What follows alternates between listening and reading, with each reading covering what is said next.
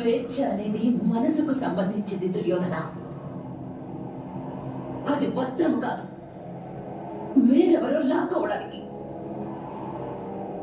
ఎంత తలపగునే నీకు దాసి ద్రౌపది, నీ ప్రభువు ఆదేశాన్ని మన్నించినంటావా నీవు? స్వేచ్ఛను తీసుకోవడం ఎలాగూ సాధ్యం కాదు, కానీ వస్త్రాలను ఒలిచివేయవచ్చు కదా.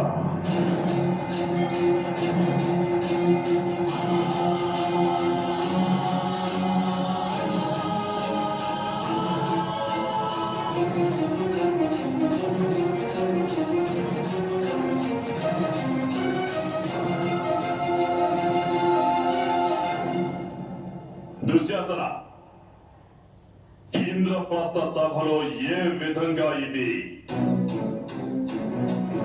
సమస్త ఆర్యావర్తం సమక్షంలో మనలను నిశస్త్రులను చేసిందో, అదే విధంగా దీనిని ఈ నిండు సభలో